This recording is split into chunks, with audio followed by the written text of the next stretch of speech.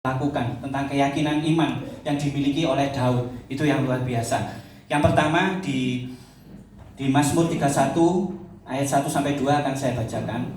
Untuk pemimpin biduan Mazmur Daud, padamu Tuhan aku berlindung. Janganlah sekali-sekali aku mendapat malu. Luputkanlah aku oleh karena keadilanmu. Jadi di sini kita diajarkan yang pertama, kepada Tuhan pemazmur berlindung.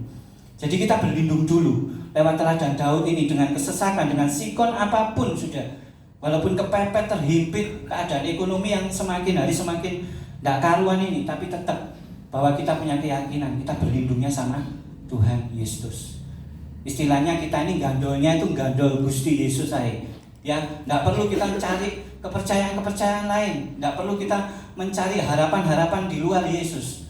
Itu yang kita inginkan. Jadi yang pertama ini kita berlindungnya sama Tuhan Yesus. Saya yakin dan percaya walaupun tempat ini akan tetap dilindungi, tempat ini akan tetap dilawat, akan tetap dijaga.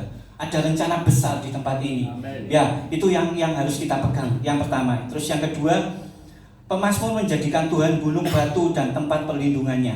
Ini di Mazmur 31 ayat 3 akan saya bacakan. Sendengkanlah telingamu kepadamu, bersegeralah melepaskan aku. Jadilah bagiku gunung batu, tempat perlindungan, kubu pertahanan untuk menyelamatkan aku. Nah, ini dipegang dulu, bahwa penyelamat kita siapa? Tuhan. Ya, saya tadi kembali, ayo kita jangan hanya duduk diam sebagai jemaat. Ayo mulai kita ceritakan. Ayo cari keselamatan di mana? Tempatnya Pak Sakeus. Ayo cari perlindungan di mana? Tempatnya Pak Sakeus. Ini mulai diceritakan. Agar apa? Semakin kemuliaan Tuhan akan dinyatakan di tempat ini. Setuju ya? Berikan kemuliaan buat Tuhan. Yang ketiga, pemazmur yakin Tuhan akan menuntun dan membimbingnya. Nah, ini yang ketiga. Percaya ya, Tuhan akan membimbing dan menuntun kita ya. Tidak ada sia-sia kok, di sini akan ditempatkan, dibongkar, akan diluaskan. Ini rencana Tuhan yang sangat dahsyat. Ini rencana Tuhan yang pasti akan terjadi di tempat ini. Dengan apa? Dengan keyakinan bahwa ini tuntunan Tuhan, bahwa ini bimbingan Tuhan. Bukan karena kuat gagahnya Pak Gembala, Pendeta Sakeus di tempat ini, tapi benar-benar lawatan Tuhan terjadi di tempat ini. Dengan apa? Rencana-rencana yang sangat luar biasa. Mulai kita kuatkan. Dengan apa? Tidak cukup kita hanya mendukung, hanya cukup ini aja, sudah saya berikan cukup ini saja. Tidak, bukan itu aja, tapi benar-benar total. Lakukan yang luar biasa buat tempat ini. Dengan apa? Ayo mulai melayani. Saya yakin kok di tempat ini banyak pelayan-pelayan luar biasa. Terlebih lagi ini PAW-nya ini sangat luar biasa. Ini loh pendobrak utama ini, bahwa kita ini akan lebih memuliakan nama Tuhan di tempat ini. Dengan cara apa? Ya memuliakan, memuji, menyembah. Dahsyat ini. Tadi saya lihat ini kayak di gereja yang bukan gereja pinggir kota ini, seperti gereja yang sudah di kota-kota besar. Pujiannya sangat luar biasa. Ya, saya rindu tempat-tempat sini, di tempat ini akan muncul kembali. Ya, jiwa-jiwa yang akan memuliakan nama Tuhan, pelayan-pelayan yang lebih dahsyat lagi. Puji Tuhan, berikan kemuliaan buat Tuhan. Ya, di nomor 3 tadi, pemazmur akan menuntun dan membimbingnya. Ini di Mazmur 31 ayat 4 akan saya bacakan. Sebab engkau bukit batuku dan pertahananku, dan oleh karena namamu engkau akan menuntun dan membimbing aku. Nah, ini diulang lagi, bahwa sudahlah, percayalah, Tuhan akan membimbing, Tuhan akan menuntun. Dengan kita apa? Percaya dulu. Seperti Daud, di saat dia susah, di saat dia nyawanya taruhannya, tapi dia benar-benar percaya bahwa Tuhan ini akan menolong, terlebih akan menuntun dan membimbing menuju jalan kebenaran. Berikan kemuliaan buat Tuhan. Oke, yang keempat, di Mazmur 31 ayat 5 saya akan bacakan.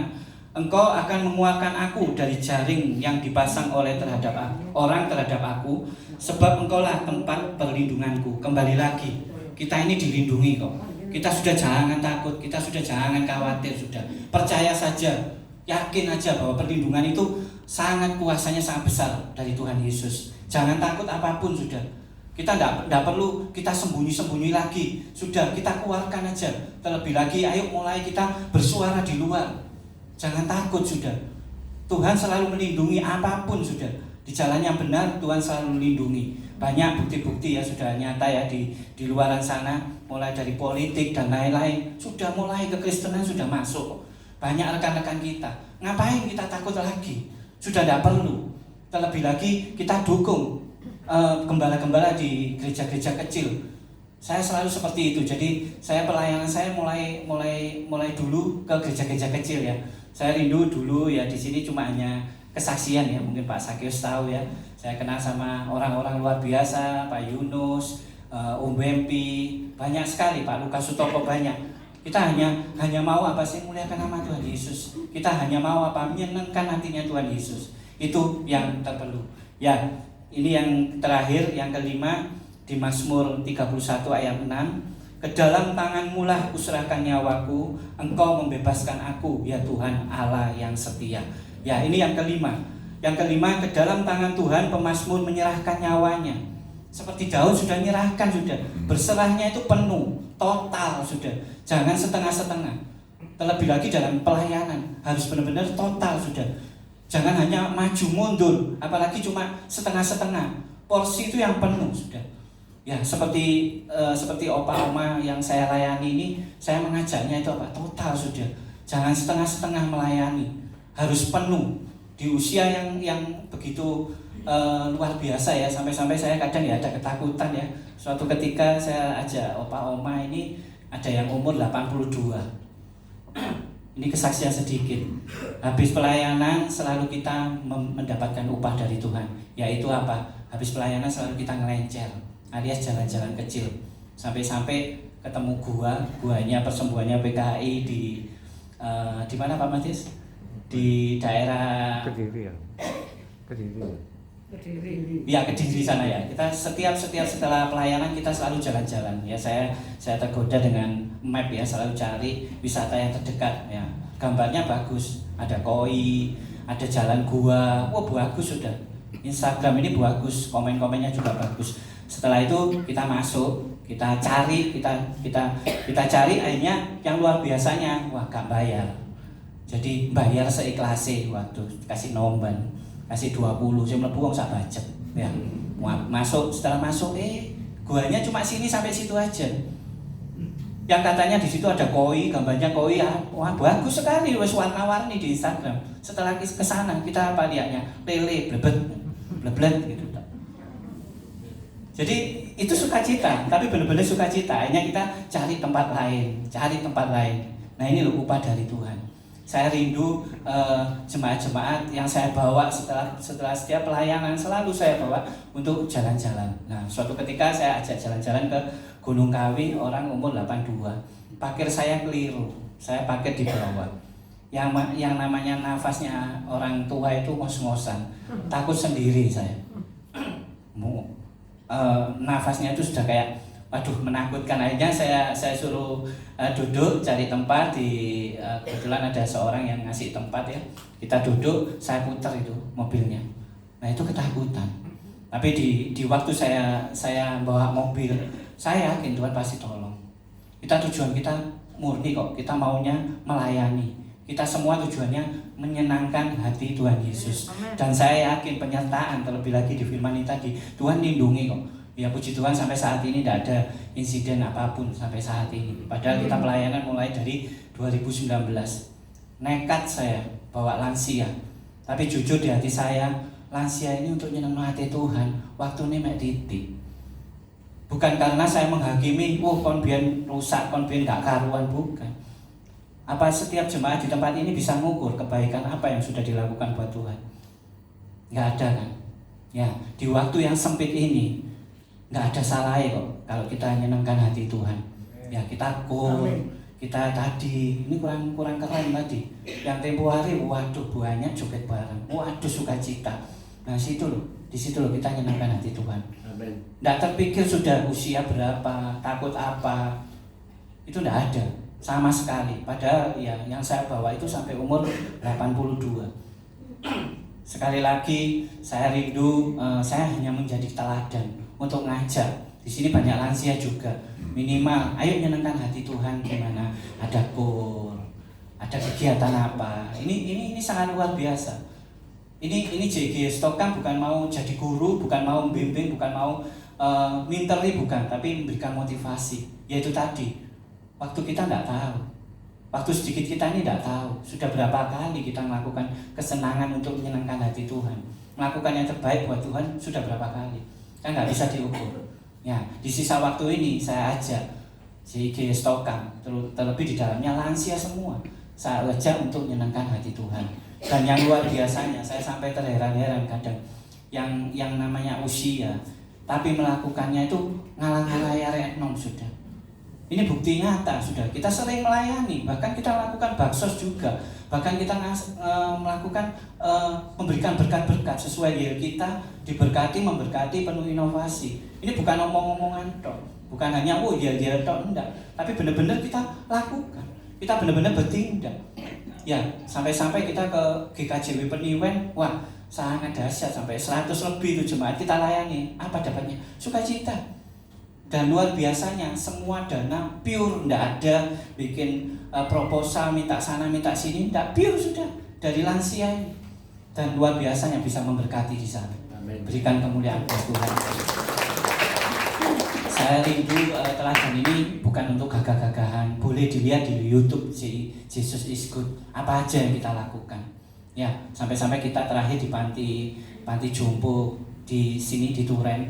Ya, lansia bisa nyuapi sesamanya itu. Oh, sangat dahsyat, sangat luar biasa. Nah, di sini loh waktu nyenangkan hati Tuhan. Dimulainya di sini. Kita nggak ada waktu untuk nyenangkan hati Tuhan.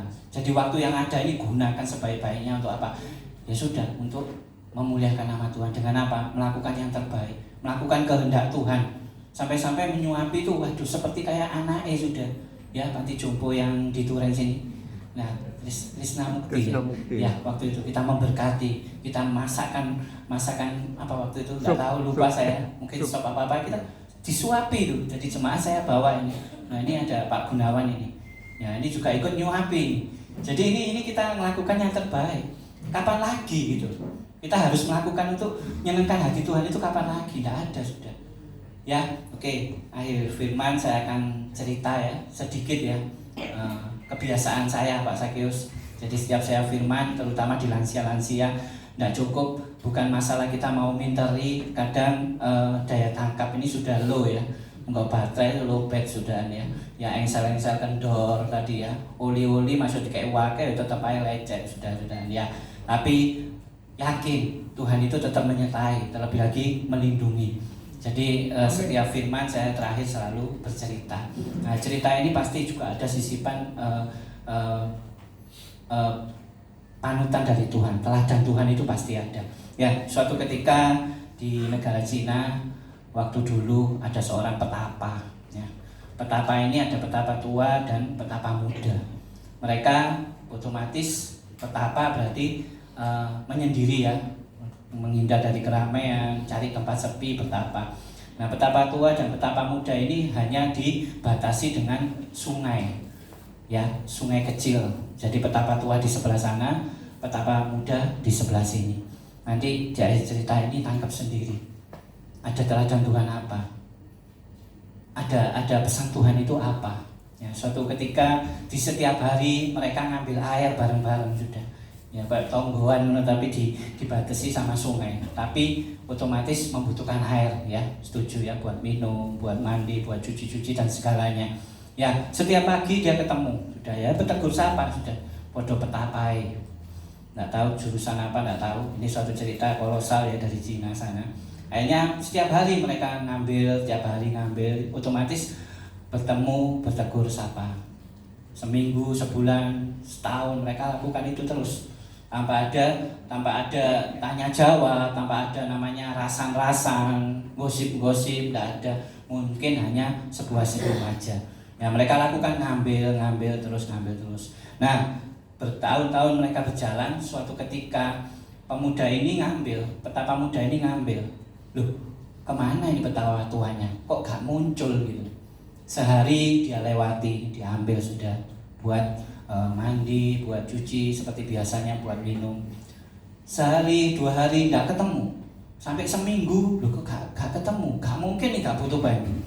ya kan? Tidak mungkin ini tidak butuh air. Lah minum apa? Mau cuci-cuci pakai apa? Ya kan? Seminggu dilewati, tidak pernah keluar sekali. Engkau mati, gak ngomong-ngomong ya. Maksud mati ada ngomong-ngomong, lucu ya. Nah akhirnya 1 minggu, 2 minggu berjalan, tidak keluar-keluar. Akhirnya pemuda ini punya inisiatif, tak nyabrang sih, tak lihat deh. Ya kan, seminggu, 2 minggu, 2 bulan dia tidak muncul-muncul. Akhirnya dengan penasaran, betapa muda ini ngampiri ke tempatnya itu, dilihat. Cek nyantai nih penapa tua itu. Dadakno daiji katanya. Senam daiji ya, tahu ya. Senam nyantai gitu loh. Enggak butuh air kan. Istilahnya dipanggil aja Om ya, seperti saya manggil Om Sakeus ini manggil Om. Loh Om enggak butuh air tak Om? Lah gaya apa Om?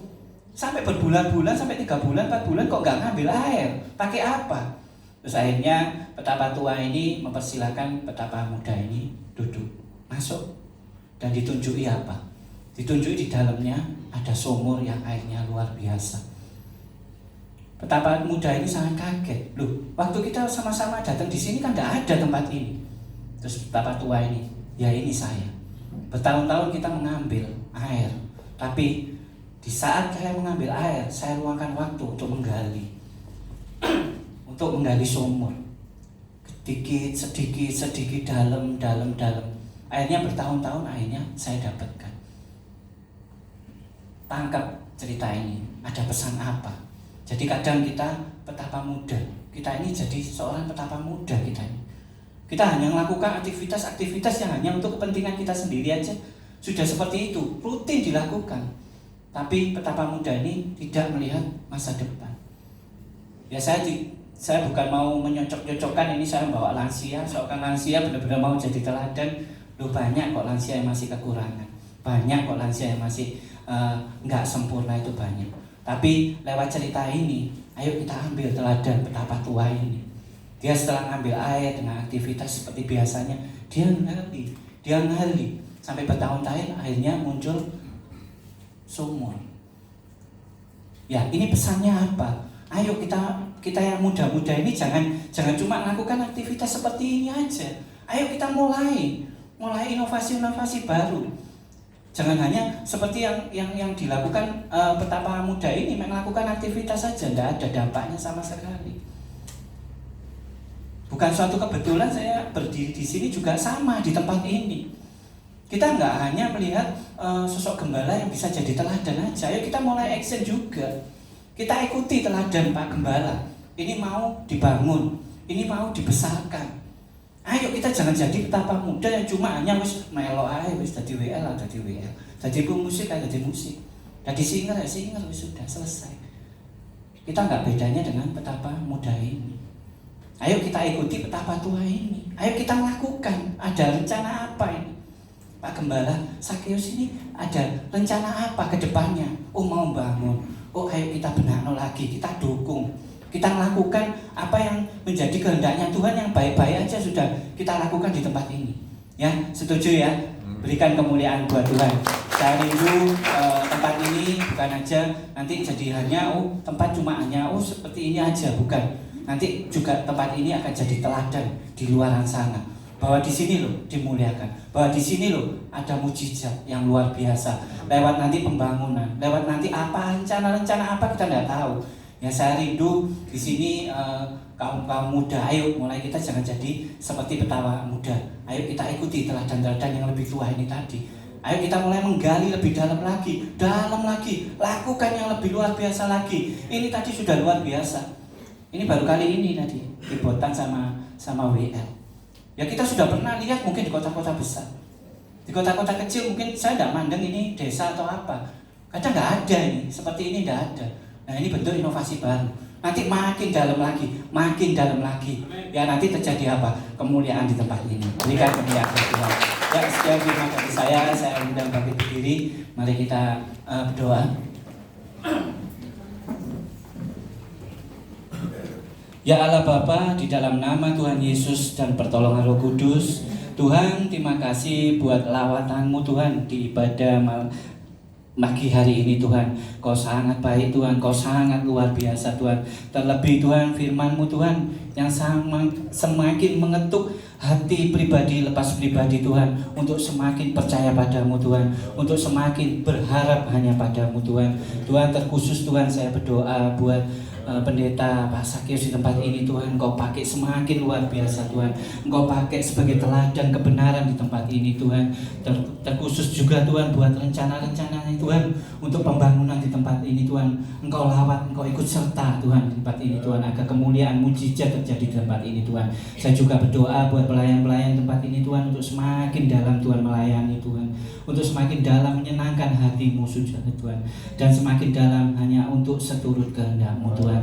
Tuhan, saya juga berdoa buat jemaat-jemaat ini Tuhan, Kau terus berkati, Kau terus lindungi, dan berikan yang terbaik buatnya Tuhan. Terima kasih Tuhan. Hanya di dalam nama Tuhan Yesus kami sudah berdoa. Haleluya. Amin.